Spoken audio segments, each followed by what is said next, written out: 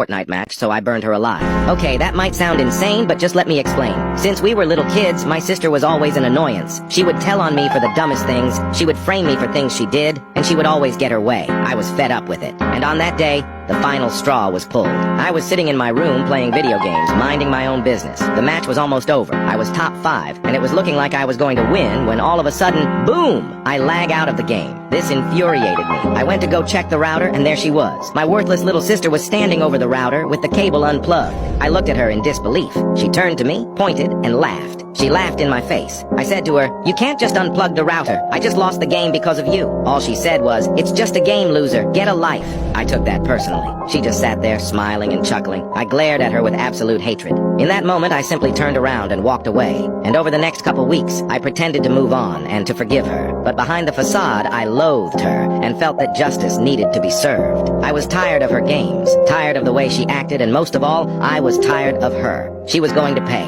After our encounter, I was no longer a brother, a son, or even a person. I was simply vengeance.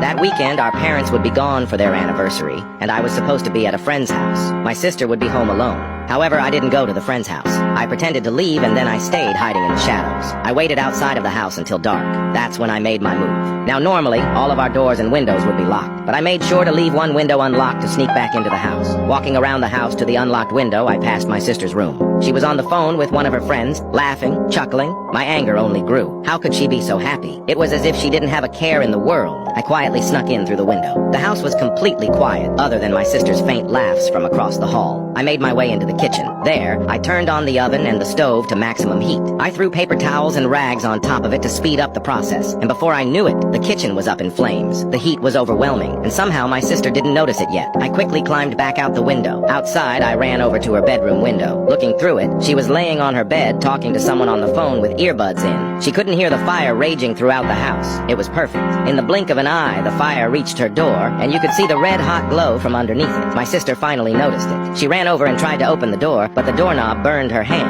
I watched her begin to freak out. She ran over to her bedroom window, attempting to escape. As she tried to lift up the window, our eyes met. She looked happy to see me. "Help me open this window," she said. I just stared at her with a sinister look on my face. She stood there, on the other side of the window, in confusion. Then, the realization finally hit her. Her eyes grew wide, and she started to panic. Screaming in fear, she desperately tried to open the window, but there I was, holding it down. She begged and pleaded for me to help, but that was the last thing I had planned on doing. In seconds, the fire had breached her room. It was spreading rapidly, and my sister was sobbing with her face on the window. "Please let me out," she cried. I watched the flames engulf her. I watched her scream in agony, rolling on the floor as her body burned endlessly. When the cries stopped, I let go of the window. My fingertips were charred due to holding down scorching hot window. If just that little injury hurt so much, then I can only imagine the pain she must have endured. I guess she shouldn't have shut off the Wi-Fi, lol.